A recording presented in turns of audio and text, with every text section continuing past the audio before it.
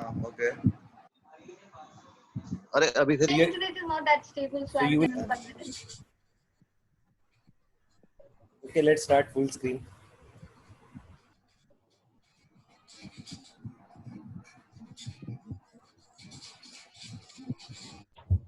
Shall I start, sir? Yeah, start. Okay, sir. So my internet is not that very good, so I'll be sorry for that inconvenience.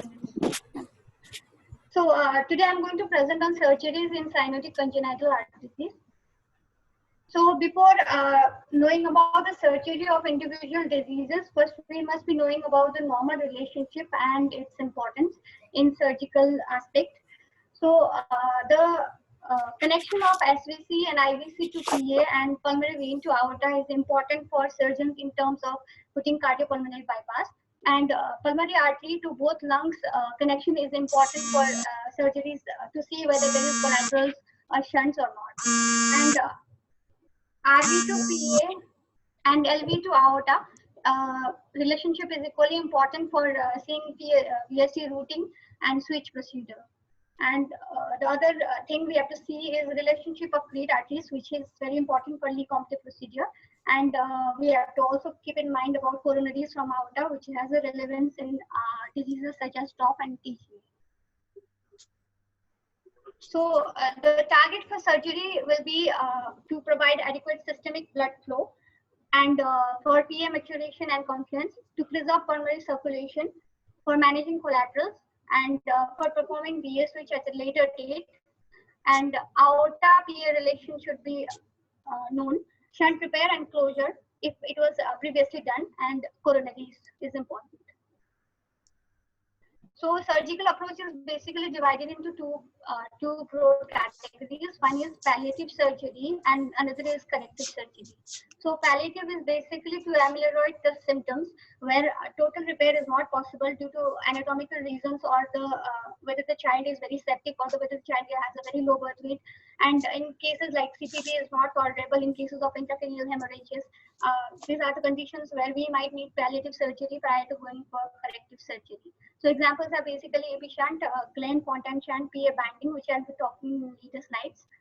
And for corrective, it is the definitive or the desired surgical approach, and for which we do anatomical repair, and cardiopulmonary bypass is required for the corrective surgeries.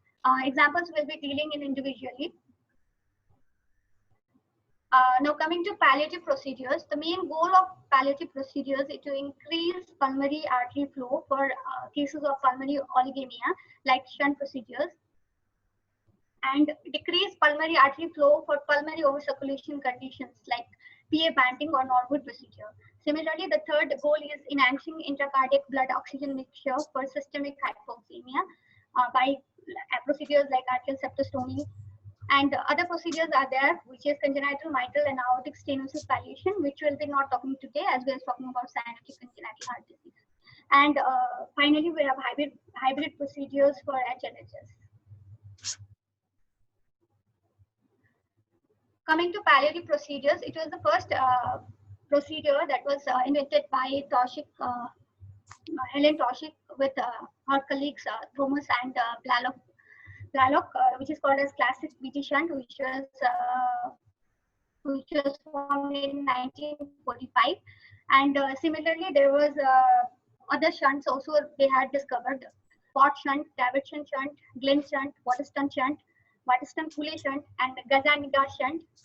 And finally, we have a bona fide BT shunt that we do nowadays. So I'll be talking about the important shunts in detail.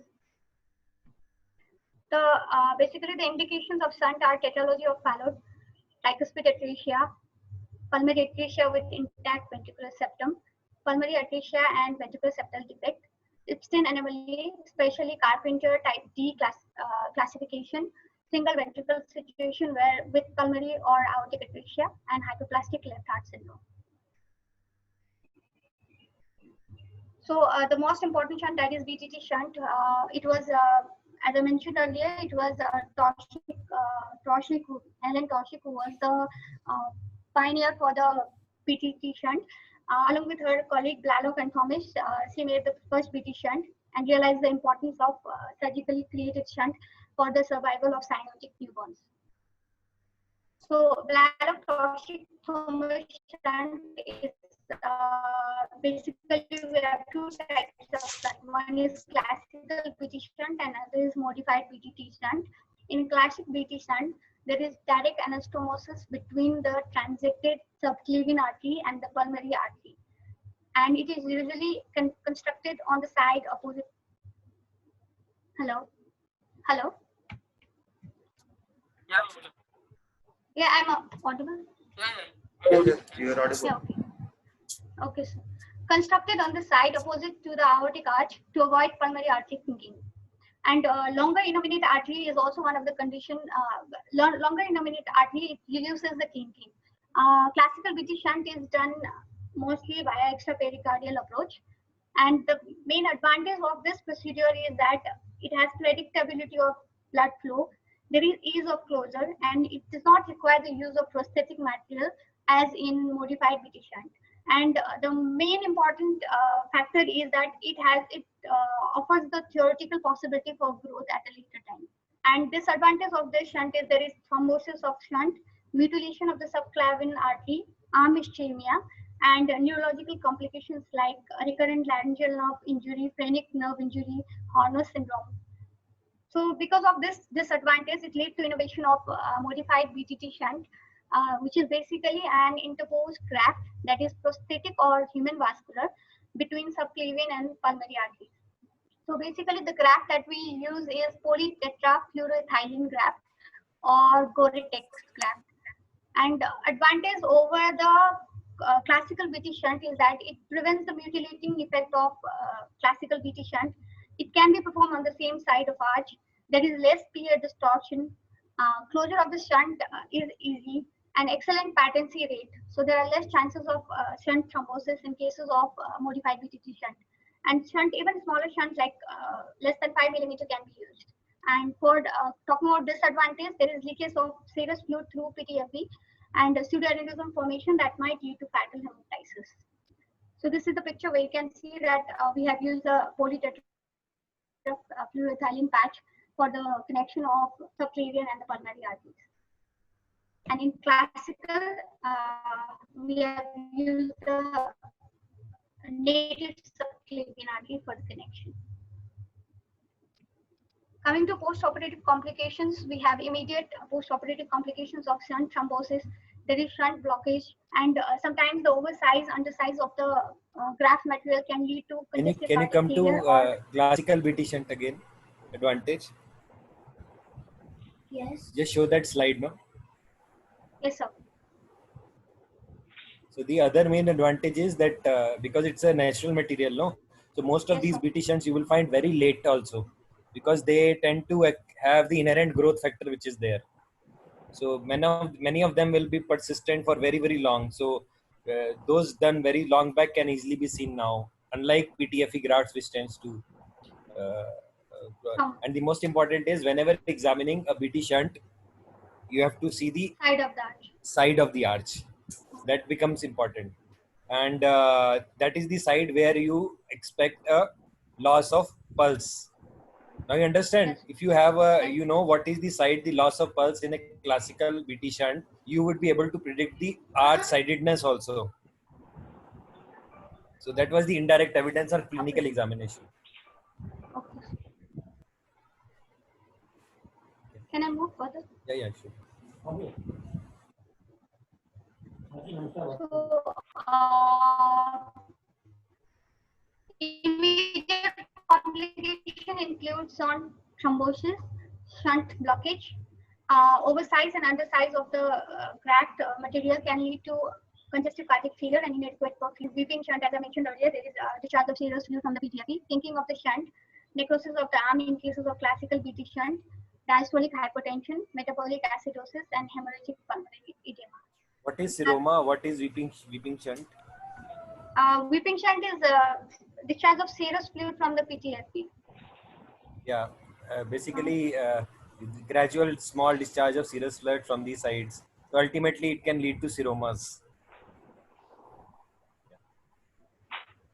And late complications includes pulmonary pleurothorax or inadequate perfusion, congestive cardiac failure, distortion of pulmonary arteries, and acquired pulmonary stenosis and pulmonary atresia, and disparity in arm pulses, classical BT shunt, and chylothorax and Horner syndrome.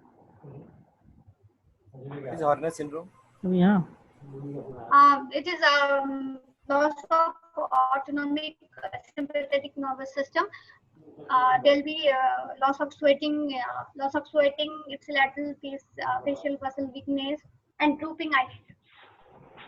So any BT shunt, you should always examine clinically all these features also. Yeah.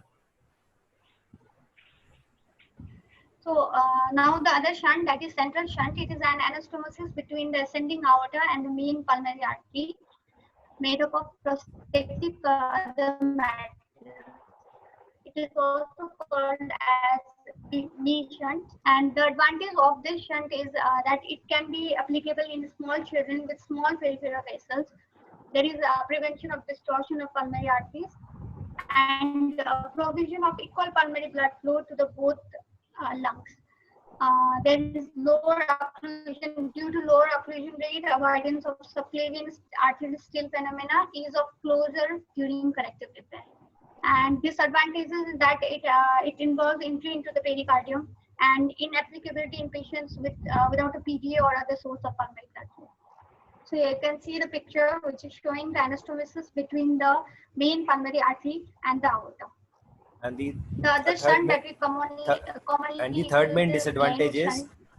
because you have to open the sternum from the front. So whenever you have to go for a total correction next, there are chances of adhesions.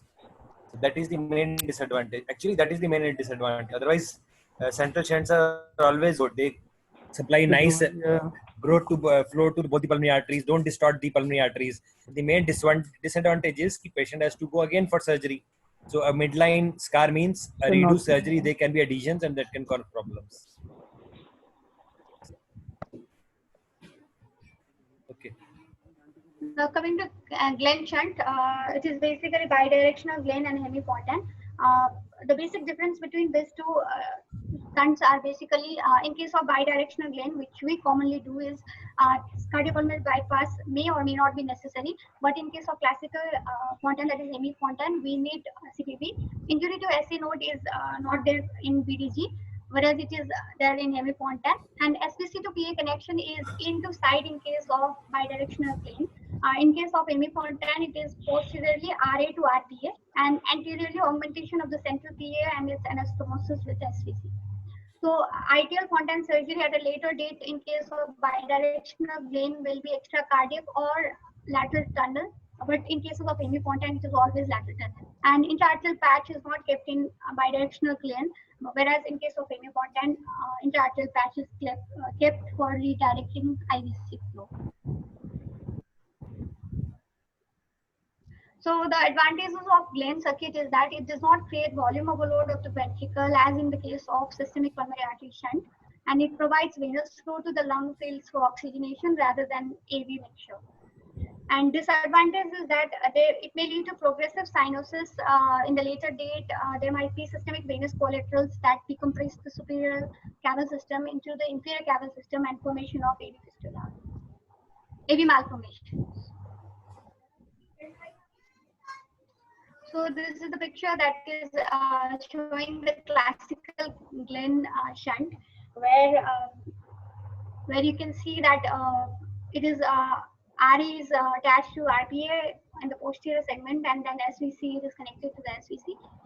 Whereas in case of bidirectional, then SVC is attached to the proximal portion of the RPA, and the flow of the blood is equal in both the directions, so it is called as bidirectional Glenn. Other shunts that we should know about are Sano shunt, which is right ventricle to pulmonary artery conduit, which is usually done in cases of HLHS, and it allows blood to be pumped directly to the lungs, and it has a greater hemodynamic stability. The other shunt is port shunt, that is connection between descending aorta and the left pulmonary artery. It is nowadays abundant due to high incidence of subsequent pulmonary hypertension and distortion of pulmonary artery and the technical difficulty encountered with this type of shunt. The other shunt, that is water shunt, Cooley shunt, is a Romila, side-to-side anastomosis between ascending aorta and the right pulmonary artery. Romila, Yes, also sir. explain the age at Yes, which sir. you'll be doing the. Also explain to for Manjeet and others sake na that at Yeah. what age you'll be doing BT shunt, what age you'll be doing Glenn, why is it so, Yeah. why can't you do Glenn at the neonatal age? Explain it to them na. It's So important BT for their shunt is understanding. usually done prior to 3 months of age, but there are some reports that it has been done up to 1 year of age. But ideally, it is done beyond less than 3 months of age. Whereas Glenn, it is done after 3 months of age. Why is it so? Why is it so? Explain it to them na. Why can't you? Why are you can do Glenn straight away na? Why are you doing BT shunt?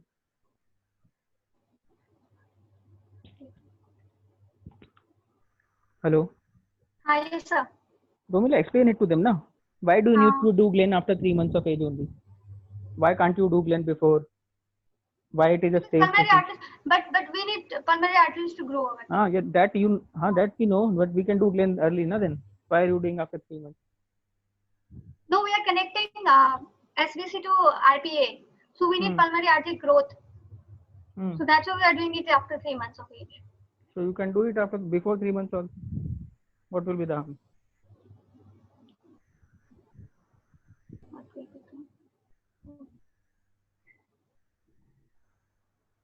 Why can't be done? Why are we staging it? As a part of single ventricle physiology, why are we staging it?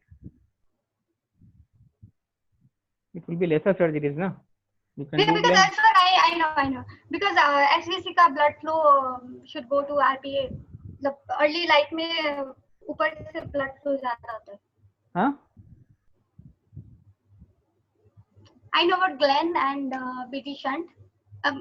Glenn and Fontaine, because in the earlier part of the life, blood flow from the head and the head part is more. So we try to connect SVC to RPA, and in later when the child starts walking, it acts as a venous pump. That I agree that you are doing Glenn and Fontaine as a stage. I'm just asking why are you doing BT shunt then before? You can do straight away do Glenn, na? Yes, sir. A 1 month old child has come. Yeah, actually that indications. It is for the children who are very sick, who are septic, who cannot, who are not ready for going to CPB because of intracranial hemorrhage. That's okay. Let's take a scenario, na? 1 month old child, pulmonary atresia, intact ventricular septum, hypoplastic RV. Okay. PDA is almost closed. Is saturating 60% on room air. Okay. What will you do? PDA stenting facility, PDA is almost closed, in fact, you can say. Closing PDA, small collateral is there and is saturating 60%. Yes, what will you do? BT shunt 1 month. Why not Glenn? Because pulmonary artery is hypoplastic. So? And we need to provide blood flow for the growth of the pulmonary artery. So Glenn can also provide blood flow, na? But it won't be able to. So usually the cerebral circulation, it gets compromised if you do it before 3 to 4 months of age. Glenn flow कैसे करेगा? P pressure भी तो high होंगे ना रोमिला, है ना? SVC pressure needs to be higher than the PA pressure for Glenn to flow.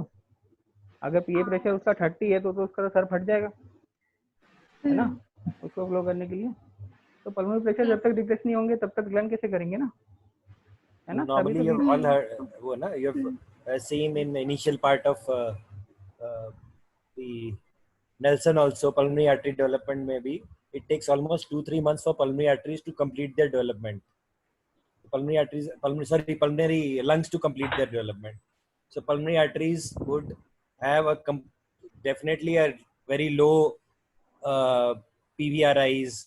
Pulmonary lungs will be fully developed, and that is the time you want to do a Glenn, so that the pulmonary artery flow, as Gaurav is saying, that Glenn flow is smooth through the pulmonary vascular bed. अगर जल्दी Glenn कर देंगे तो restriction हो जाएगा pulmonary artery bed में. So that is the reason you want to have late. Okay. Okay, sir. Okay, go ahead, go ahead. So, okay, Waterston Cooley shunt is a side-to-side anastomosis between ascending aorta and the right pulmonary artery. If it is extrapericardial, then we call it as Waterston shunt, and if it is intrapericardial, we call it as Cooley shunt. And the complications of this shunt is basically preferential distribution of most or all shunt flow to the right lung, and narrowing or obstruction of the right pulmonary artery at the anastomic site, increasing stenosis or atresia of the right ventricular outflow tract. And there's hypoplasia of the left pulmonary artery and obstruction of the shunt itself within the Waterston shunt. It has a similar mortality rate that of BT shunt, and it has been largely abandoned except in infants aged less than 2 weeks.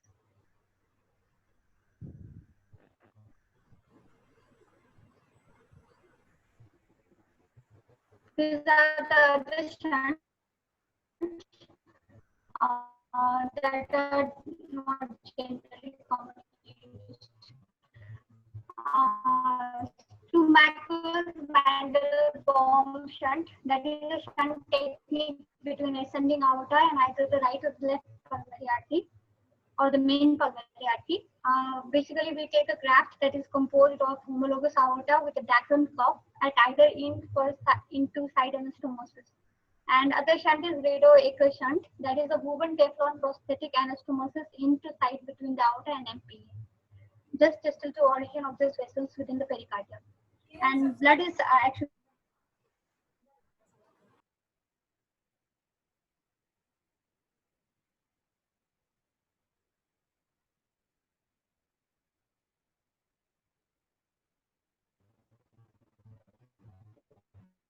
hello.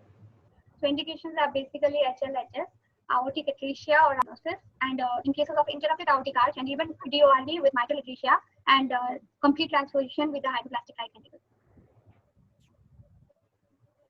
So this is a Norwood procedure with BT shunt, and the other picture is showing the Norwood procedure with aortic shunt, with channel shunt. And for the adequate mixing to take place, the goal of the third goal of palliative what is the procedure, advantage which of is doing adequate us? mixing at the Sorry. at the atrial level, we have to do atrial septostomy subjected to different techniques. Yes, sir. You understand what is the difference between BT shunt and Sanos, no? Sanos modification come because BT shunt was, you are doing a procedure in a patient who is newborn, who has got a variable pulmonary artery pressures. So whenever you put a BT shunt, it was either overflowing or underflowing. That is the reason you put a antegrade flow from the RV, Ventricle. so that there is a pulsatile flow like normal, which is maintained to both the lungs. So that is why the Sanos modification came over BT shunt in Norwood procedures.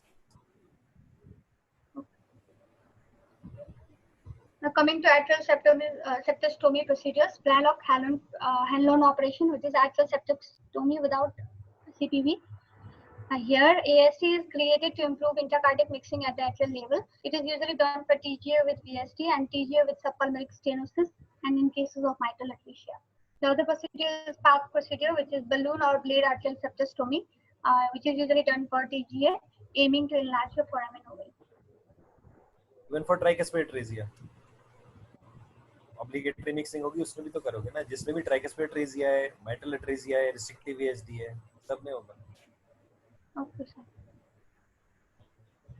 Or there is balloon TAPVC, sorry, TAPVC, which is obstructed at the intratracheal communication. To buy time, that will also be subjected to it. So trust me, sir. Yes, sir. The other is Rashkin procedure, that is balloon catheter atrial septostomy. The balloon catheter technique for atrial septostomy was introduced by Rashkin and Miller in 1966, and it is immediate palliation in small infants with complete TGA and, as you mentioned, TAPVC and other cases where intraarterial mixing is required for survival. And the last group of the palliative procedure is hybrid palliation, where there is combined catheter-based ductal stenting and surgical interventions, such as a bilateral pulmonary artery binding either in one setting or in a sequential fashion, but within 24 hours is called as hybrid palliation. It is commonly done for HLHS and tricuspid atresia with TG. It includes stenting of the ductus arteriosus with a self-expanding nitinol stent, placement of interpulmonary arterial band, and widening of the interarterial communication by blade and balloon septostomy. So this is the example of hybrid stage 1 intervention for HLHS. Here you can see that surgical bands are tied in the LPA and RPA, and which limits blood flow to the lungs, and stent is kept in the PDA, which holds it open and maintains adequate blood flow to the body, and balloon arterial septostomy has been done to provide adequate mixing. After palliative surgery, now we will be discussing about corrective surgery. Corrective surgery in individual cyanotic congenital heart disease. So these are the list of diseases that I'll be talking about today. In tetralogy of Fallot, every time when we see a case of tetralogy of Fallot, surgeons are concerned about VSD, whether it is routable or not and repairable or not. And they are also concerned about right ventricle, relationship of great arteries, and the pulmonary vein, pulmonary valve annulus, and pulmonary artery size. Coronaries is also detected, and other associated defects are also inquired. Previous shunts or conduit or bands are also equally important prior to doing tetralogy of Fallot surgeries. So in case of tetralogy of Fallot, first we do palliative procedure, which I have already discussed. Indications are basically neonates with TOF and pulmonary atresia, hypoplastic annulus and PA, unfavorable coronary artery anatomy in infants, and infants younger than 3 to 4 months who have medically unmanageable hypoxic spells, and infants weighing less than 2.5 kg. So these are the indications for palliative procedures in case of TOF. We do systemic to PA shunt either in the form of classical BT shunt, modified BT shunt, or motor shunt and port shunt. However, we do BTT shunt, modified BT shunt in our center. Complete repair is done at a later date. Transarterial and transpulmonary approach. First we do VSD patch closure, and then we do widening of the RVAT by resection of the infundibular tissue. And depending on the condition, we see the size of the pulmonary valve annulus, and then we decide for pulmonary valvotomy or transient patch. In which cases you will use transpulmonary approach, Romila? Yes, sir? You have written a transpulmonary approach. In what cases of TOF you will use transpulmonary approach? To close the VSD, I am asking. To close the VSD. I don't know. So those with Chinese TOF, doubly committed VSDs. Sometimes they are difficult to close from only from a trans RA. They are difficult to visualize. They are just lying below the annulus. So in those cases, sometimes you need to close both from the trans RA and from the trans PA as well. Okay. Okay. So they just after opening into the opening into the PA, the VS will be lying just below the PA, pulmonary valve annulus. It will be difficult to visualize through the RA. So in those cases, the surgeon will use the transpulmonary approach also. For doubly committed VSD. Yeah. Okay. So in cases of enormous coronary artery, we do RV to PA conduit. Then we can do overlay underlay technique, that is enlarging outflow tract via transarterial approach and placing short outflow patch either above or below the enormous coronary artery. And the third one is double barrel approach, where there is native outflow tract made as large as possible through arterial approach, so that double outlet is created. That is native outlet and the conduit results from the artery. So these are the three modalities for enormous coronary artery. So in case of TOF, as we discussed, TOF with favorable RV anatomy, we initially go for BT shunt in suspected indicated cases. Then we'll do VSD closure plus transannular patch or pulmonary valvotomy. And depending on the size of the pulmonary valve annulus, TOF with coronary artery anomalies, we go for VSD closure plus RV and PA conduit, or VSD closure and widening of RVO2 and small RV to PA conduit. This is double banded report. Now coming to next subgroup of patient, that is pulmonary atresia with VSD. Surgeons are very eager to know about the adequacy of pulmonary arteries prior to performing surgery in cases of pulmonary atresia with VSD. So complexity of pulmonary blood flow determines the extent of surgical exploration necessary to perform unifocalization. And eligibility for complete repair is dependent as RV to PA conduit needs to be placed to the vessel, which is connected to maximum possible pulmonary vascular bed. So closing of the VSD at the time of RV PA conduit also needs to be determined. So for the adequacy of the pulmonary artery size, there are basically different approaches. One is Mach-1 ratio, which is calculated by dividing the sum of diameters of RPA and LPA, followed by divided by diameter of aorta at the level of diaphragm. So average value of 2.1 is normal. A ratio above 1.2 is acceptable for TOP, and ratio below 0.8 is inadequate for complete repair of pulmonary atresia with VSD. Similarly, we have Nakata index, which is calculated from the diameter of PA measured immediately proximal to the origin of upper lobe branches of the respective branch PAs and divided by the body surface area of the patient. So a Nakata index of more than 150 millimeter square per meter square is acceptable for complete repair without prior palliation. So it is widely used in the preoperative assessment of adequacy of pulmonary vascular bed, but it is not useful in patients with multifocal pulmonary blood supply who are evaluated for single stage repair of PVSD. The other index is total new pulmonary artery index. It is calculated by, first we take APC index, which is calculated by addition of cross-sectional area of all the significant APC divided by the body surface area. After calculating APC index, then we try to determine the cross-section area of each APC is calculated from diameter of respective bases measured on angiogram. The sum of total APC index and PA index is called total new pulmonary artery index. So the ratio of P and PA index, that is more than 200 millimeter square per meter square, it correlated well with low post-operative RV-LV pressure ratio and identified patients who were candidates for VSD closure at the time of single repair. So components of surgical repair are placement of RV to PA conduit, unifocalization of aortopulmonary collaterals, and VSD closure. These components are performed either in the one stage or at the multiple stage, depending on the anatomy and the institutional policy and the surgeon's experience.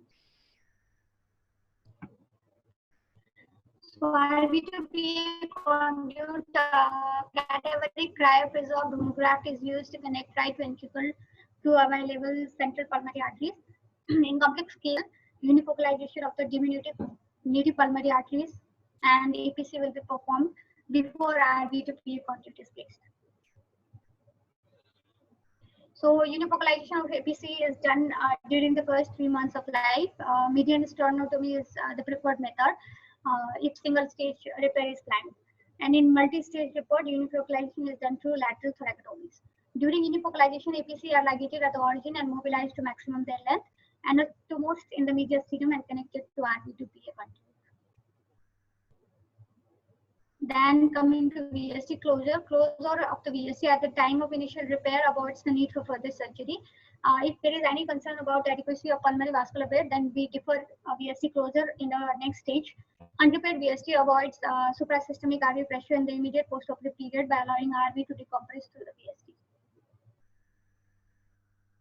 The choice between multi-stage and single-stage repair is dependent on these of the factors: nature of the pulmonary artery, whether it is small versus good size, duct-dependent or collateral-dependent pulmonary blood flow, status of aortopulmonary collaterals, and availability of surgical skills and results of the institution.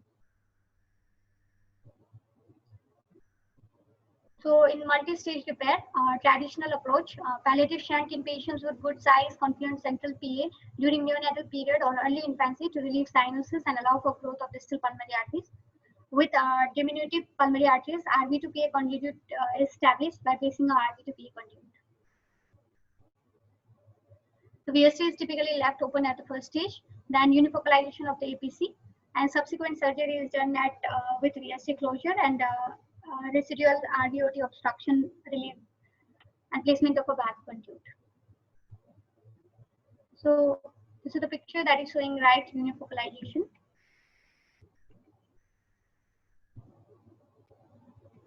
And this is the picture that is showing left unifocalization. And this is the second multi-stage repair, where definitive repair in the previous unifocalization, where there is RV to PA conduit is placed after unifocalization. So in technology of palate with pulmonary atresia, confluent PA with favorable PA anatomy, we do single stage repair. For hypoplastic PA, we either go for center shunt and then followed by RV to PA connection, unifocalization and BSC closure. And if there is RV to PA connection, unifocalization followed by BSC closure. In cases of non-confluent PAs and MAPCAs, RV to PA conduit, unifocalization and BSC closure at a later time.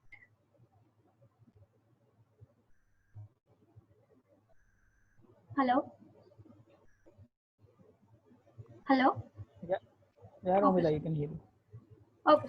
Top with absent pulmonary valve is the next subset of patients. Times where we unifocalization is also done from the side, just to from one side, then from the other side, and then just to avoid the midline approach. No? So there are. Yes, I've mentioned it that if we are thinking of single stage repair, we do. Yeah. Okay.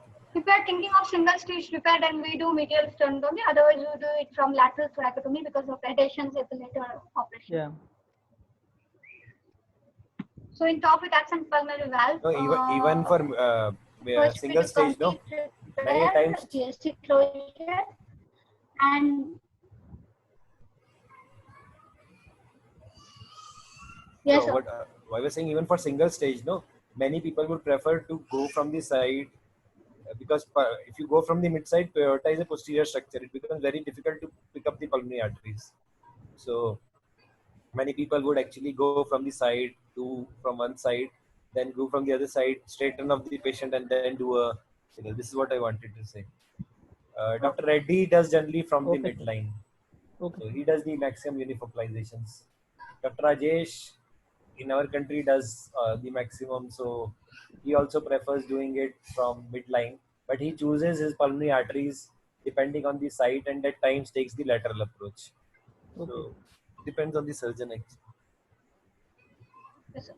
So कहने का मतलब अगर unifocalization हुआ तो one a clinical point of view से you must be aware that lateral thoracotomy unifocalization can be one of the possibility of surgery for exam purpose. No? Yes, sir. So coming to talk with absent pulmonary valve, complete repair is done with VSC closure, pulmonary homograft to replace this plastic pulmonary valve and dilated main and branch PAs. And other option may be valve conduit to restore competence of pulmonary valve and aneurysmal pulmonary arteries applicative. And in some cases, pulmonary valvotomy can also be done. In pulmonary atresia with intact ventricular septum, we have to always think about the four main principles. One is complete. We have to ensure whether complete biventricular repair is possible or not, because this is the ideal. Followed by followed by thinking whether Fontan palliation is needed or not. Then we have to think about ventricular-coronary connections. If it is right ventricular dependent, then there is risk of myocardial ischemia, and it may lead to it may have a detrimental effects. Presence of infundibulum, main pulmonary trunk in continuity with the incorporate pulmonary valve should also be assessed, and left ventricular function, whether it is preserved or not, should also be assessed.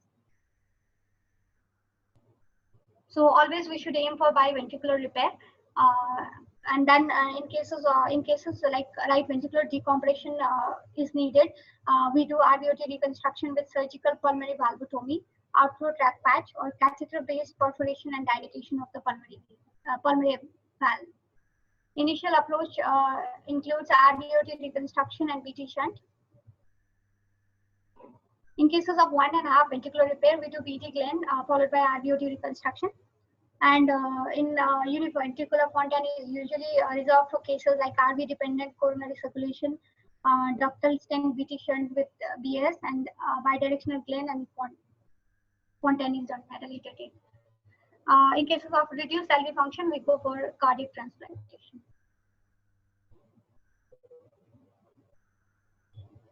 In extreme Epstein or dysplastic tricuspid valve and organic pulmonary atresia, we can do conversion to tricuspid atresia, that is called as Stanley's procedure, and BT shunt with BTG followed by Fontan can also be done, and at last cardiac transplantation may be another approach.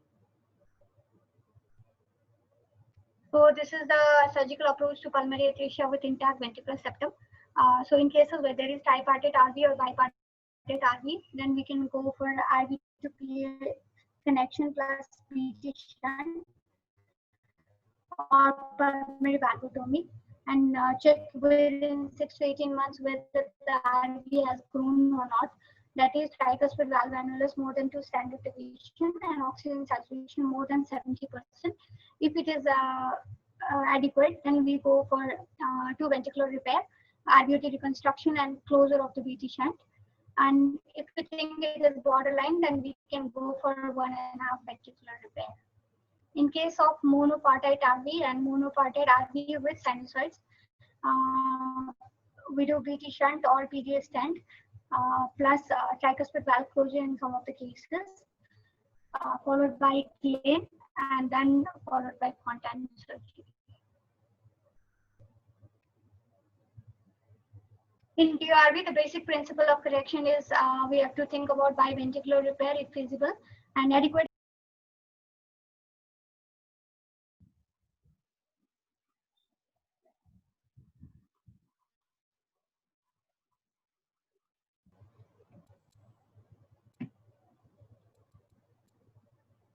Yeah. Yeah, TG type DRV, Note. ventricular outflow must be switched.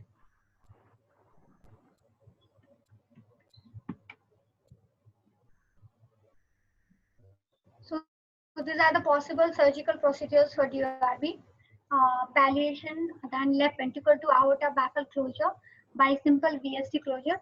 And there is Patrick McGowan and Kawashima. I didn't get what is this Patrick McGowan. I searched for it. Hello. Yeah, it is not something which is done very Hello? commonly. Yes, So yes, sir. VSD closure is like VSD routing. Kawashima is when you have, of course, toxic beam like Bilateral. repair.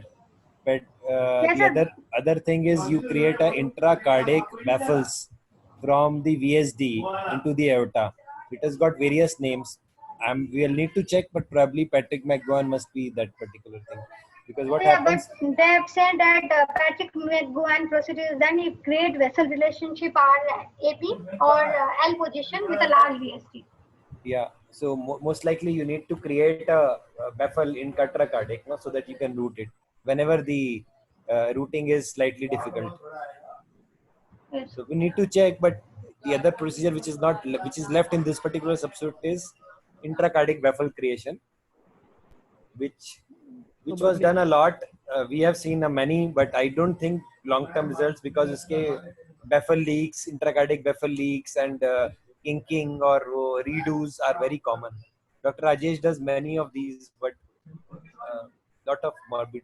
So he does very wonderful job otherwise. But yeah, basically Also, intracardiac routing. one is pulmonary translocation also, no? Gaurav sir told me. Yeah. DRV. Pulmonary root translocation is one. Just Yeah. like aortic root translocation, So pulmonary root Nikaidu. translocation. So Nikaidu, what you do is you translocate the whole root with the pulmonary artery. Yes, So sir. that is called root translocation or Nikaidu surgery. So Nikaido is aortic translocation, pulmonary translocation. Basically, you pick up the root and translocate it. Yes. That is Nikaidu. Okay. Yes, sir. Okay, then coming to intraventricular repair with RVOT obstruction, we have Rasteli and RV. I'll be talking about it in later slides. Switch operation can be either at the level of partial level or axial level. And switch with RVOT reconstruction can also be done with switch plus Rasteli and aortic translocation. And single ventricle approach is also another option. And biventricular repair with DKS anastomosis, that is called as the Yeshua procedure. So this is the chart that is given in Moss and Adams, which signifies the approach of surgical repair in cases of DRV. So we have to first So it is see the difficult to size of remember everything, no? So best is, as Ramila said, try a 2 ventricle repair. अगर Yes, VSD aorta के नीचे है तो root it. अगर aorta के नीचे नहीं है तो bring it under the aorta. That means you do a switch or you do a intracardiac baffling, which has got many names. Yes. अगर pulmonary stenosis है तो what do you do? आप RVPA conduit लगा दो या pulmonary artery को नीचे खींच के लगा दो. That is called REV. switch, we all know Yeah. arterial switch is like it is way for Taussig Beam type of surgeries. अगर बहुत late presenter है तो आपको फिर sending करना पड़ेगा. When you feel कि you cannot actually it is not switchable, but it is Taussig Beam like, you do a sending. So otherwise it's a biventricular repair. So you must understand the basics. Basics is all cardiac surgeries can be put together in DOR. Yes, sir. हाँ, Now तो coming to carry on. transposition of great arteries. First we do medical management and palliative procedures. For definitive procedures, we have arterial switch procedure, arterial level redirection procedure, sending and mustard, Rastelli operation, and two-stage switch is also done. That is REP procedure, Ikaido procedure, and DKS operation. So in arterial baffle operation, what we do is reroute the pulmonary and systemic venous returns at the atrial level, which causes physiological correction. Pulmonary blood goes to aorta and systemic venous blood goes to pulmonary artery. In mustard, we do pericardial and prosthetic baffle is used. And in case of staining, we use patient own arterial septal flap and RA-free wall to redirect venous returns. The complications related to arterial baffle operation is SVC obstruction, baffle leak, absence of sinus rhythm, tricuspid valve insufficiency, and RV dysfunction. So basically, we can see this picture, which is depicting a rerouting of pulmonary and systemic venous blood at the arterial level. The second option is Rastelli operation, that is done for TGA with VST with PS. Similarly, we do redirection of pulmonary and systemic venous blood is carried out at ventricular level. LV to aorta tunnel is created between VST and the aortic valve, and valve conduit or homograft is placed between the RV to PA. The complications are conduit obstruction, congenital heart block, and LVOT obstruction. So this is a picture that is showing Rastelli operation, where we have seen that the LV to aorta tunnel is made, and then we have PA to RV to PA conduit has been placed. Now the other modality, that is artery switch operation, where coronaries are transplanted to pulmonary arteries. Then proximal great arteries are connected to distal end of other great arteries. The complications after arterial switch operations are coronary artery obstruction, supravalvular PS at the anastomosis site, new aortic valvular regurgitation, and supravalvular new aortic stenosis. If LV pressure is near systemic levels at the time of surgery,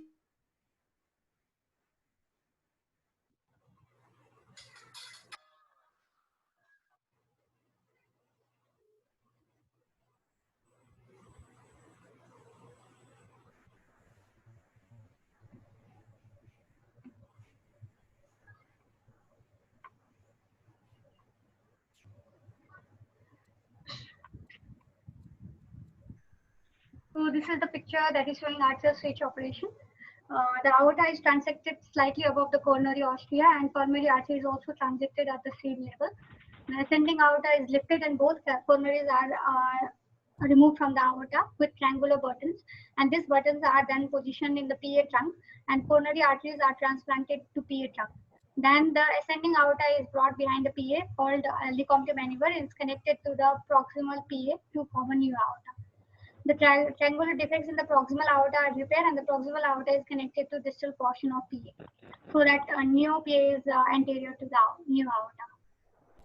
So this is the basic steps in case of arterial. You can understand, no, the main problem which is going to arise is because of either Lecomte, because there, as the child grows, this angulation is going to increase, pulmonary artery kinking, or because of the coronary artery which can get kinked.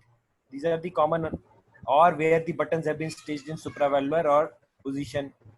That means supravalvular aortic stenosis, supravalvular pulmonary stenosis. So whenever you get a case, suppose post-op ASOA has been done in earlier and is now present with ejection systolic murmur, rule out outflow tract obstructions. But when you do so, always examine the periphery, auscultate the periphery, look for peripheral murmurs, to rule out peripheral pulmonary stenosis. क्योंकि जितना adult हो जाता है कई बार peripheral pulmonary stenosis बहुत commonly miss होता है इनमें. So any grown up TJ you see, you must always auscultate the lungs. It is for this reason, if you are following up a case of TGA, always keep on auscultating the lungs, because peripheral PS you will pick before the echo picks up, because आपको periphery में PS का stenosis का मर्म मिल जाएगा. We have picked up many PS with the follow up rather than echo में कुछ नहीं दिख रहा था, लेकिन peripheral PS में auscultation में हो रहा था TJ के patients में. Remember at least 2 of them who were missed and were picked up by auscultation only.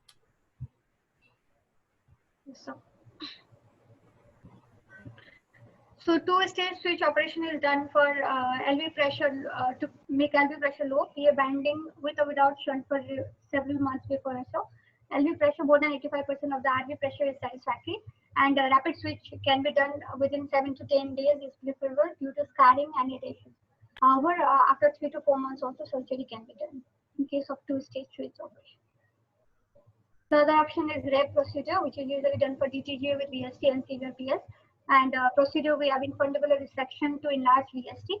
Then we put a intraventricular baffle to direct LV to aorta. And then we do aortic transaction to perform Lee-Compton. That is, RPA is brought anterior to ascending aorta. And direct RV to PA reconstruction by using anterior patch. So these are the steps for RV REP procedure. Then similarly, we have Nikaido procedure where aortic root is mobilized and translocated to pulmonary position. So repair involves harvesting aortic root from the RV with attached coronaries, relieving alveolar obstruction by enlarging VST, and then reconstructing LVOT with posteriorly translocated aortic root and VST patch, and reconstructing RVOT with pericardial patch romograph. And similarly, we have modified Nikaido, where one or both coronary are moved to favorable position and Lee-Compton is also done. So this is the picture that is showing the Nikaido procedure, where we can see that we are doing, we have done incision is made in the aortic root, and then aortic root has been mobilized by circular incision. Then incision in the infundibular has been also done infundibulary. This completes the translocation of the aorta to the original PA position. And at last, we have enlarged the VST. LVOT patch has been kept and RVT patch has been kept. LVOT obstruction reconstruction.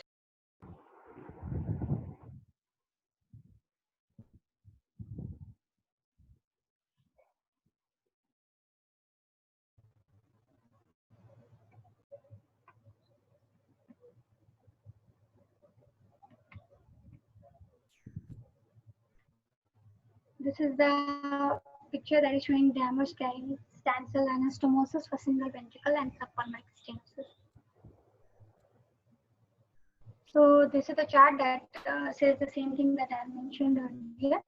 So in simple TGA, we do arterial switch operation within 1 to 3 weeks. And if there is TGA plus other simple defects such as PGA, VST, mild VS, then we do arterial switch in 1 to 3 weeks, followed by repair of other defects simultaneously. And in case of TGA, VST, and severe TS, we do shunt operation in the early life, followed by next stage VST, aortic tunnel plus RASTELI, or REP procedure or Nikaido operation.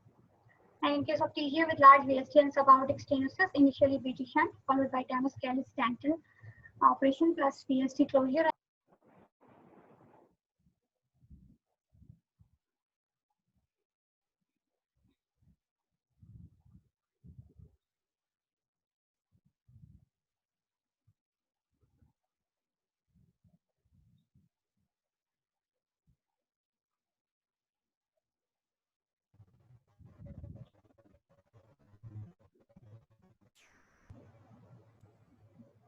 Tricuspid valve repair or replacement, single ventricle palliation, and cardiac transplantation if there is poor systemic ventricular function. In anatomical surgical repair, we do double switch. And then we can do CCTG with VST, with LVOT, we do staining rastily operation, where we do staining at the baffle with rerouting of VST and LV to out and placement of RV to P. And for cases like when we need LV retraining, we do PA banding, and after 12 to 14 months, we go for the anatomical surgical repair. Double switch is done if LV pressure is more than 70 to 80% of the systemic. LV mass by Sorry.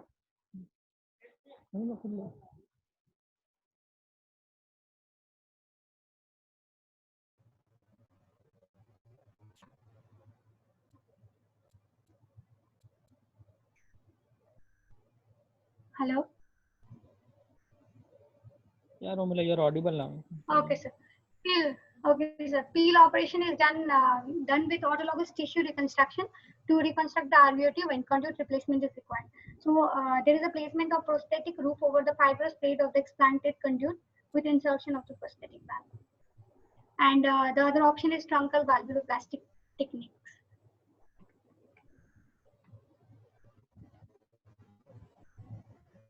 For TBVC, we can do common pulmonary vein conference to posterior wall of LA, closure of the AST, and vertical vein ligation. But it depends on the type of the TAPVC. In Ipstein anomaly, these are the options that we can do is that tricuspid valve repair is done, Daniel monocups repair can be done, Carpentier repair can be done, ventricularization procedure, and cone reconstruction. Along with that, we can do tricuspid valve replacement, and in case of single ventricle, we can do Glenn. And other options are atrialized RV plication and RV reduction. In some cases, we need surgical treatment of the arrhythmia, and in cases where these procedures are not favorable, then we go for cardiac transplantation.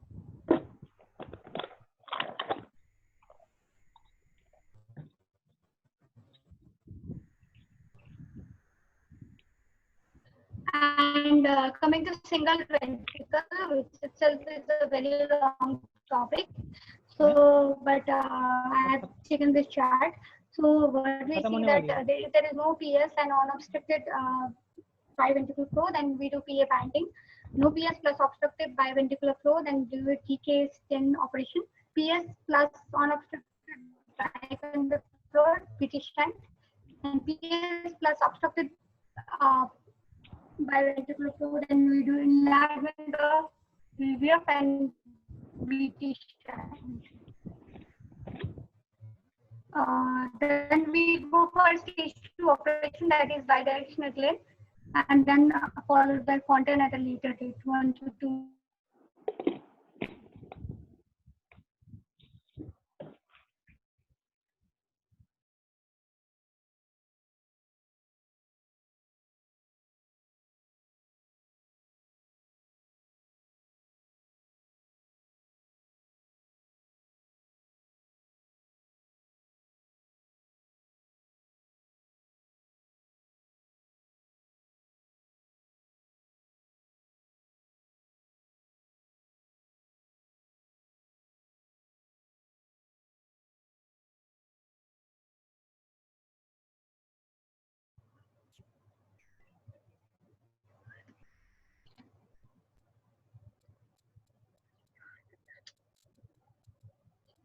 Hello.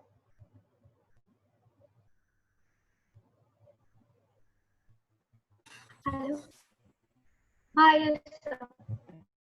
This is a slide showing the scar.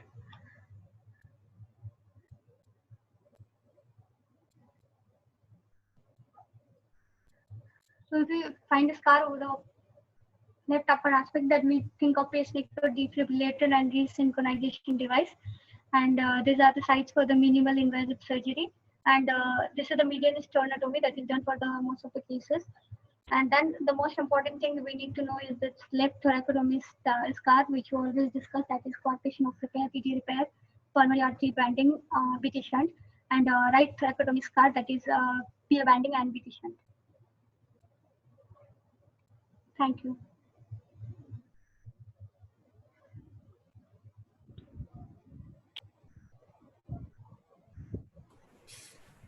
Hello. I think it was a nice compilation because everything you very rarely get at one place. No, Yes, it's yes. a nice compilation.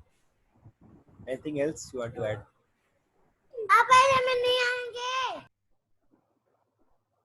Okay, sir. They want to ask some questions. I guess everything is covered. If anyone has any doubts, they can post in the group. Almost Okay. everything is covered. वो ECG और वो x ray discuss करने हैं? हाँ, लेकिन अभी भी इतने लोग कम है करने। आज आए नहीं होंगे ना, ये सारों ने भेजा ही नहीं होगा, मैंने बोल तो दिया था इनको, तो आए नहीं होंगे क्लास